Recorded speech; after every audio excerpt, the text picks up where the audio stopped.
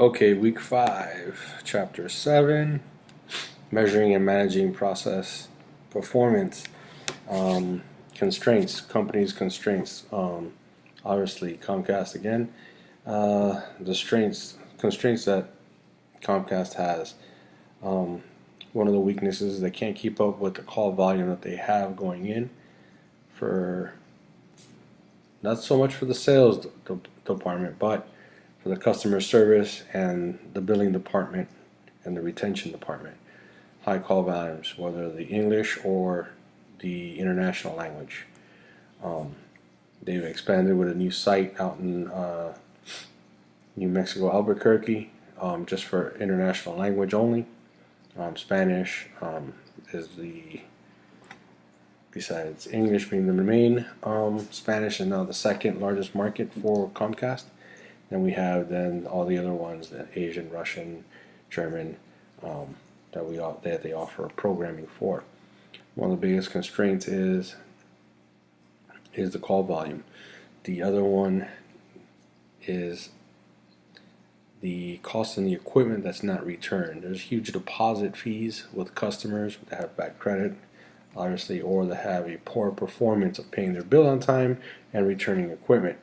Um, at one point in time, there was a rash of equipment being stolen from the switches and the nodes and stuff like that. And it turned out that a lot of that equipment was being traced back to companies in the Caribbean that were upgrading or expanding their service territories or upgrading their technology in that country. And when they, as the cable industry, when you go to repair or needs things repaired, you're sending it back to the manufacturer. And it was discovered that a lot of these equipment pieces were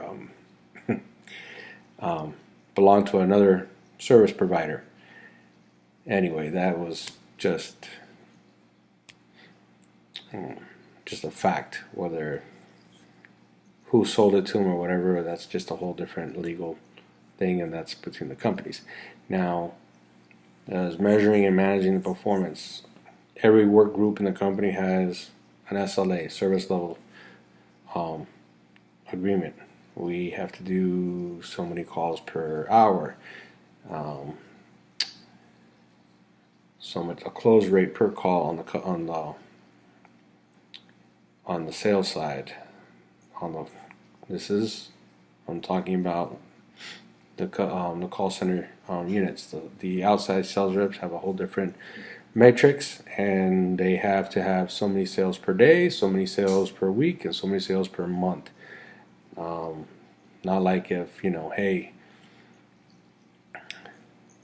the outdoor sales reps can't sandbag sales, and hold them for the next month because they have to give a daily, weekly, and monthly performance, and all benchmarked.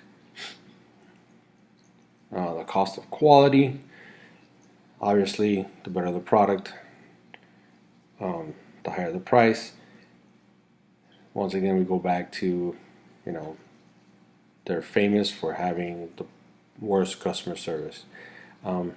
Even as an employee, we have to wait and go through the customer service line unless we're at work and we go to the supervisor of that department and say, hey, I need a favor. Can you hook me up?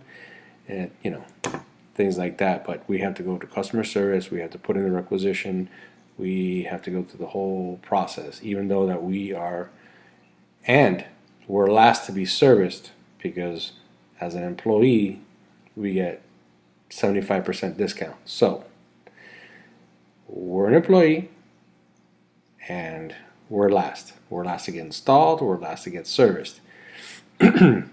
Or if you want it just like a regular customer, you pay the actual service fee. Okay. Every department has benchmarks and goals. Like I said earlier in the video projects, if a certain work group is not performing to standards, they will shut it down, no questions asked, goodbye.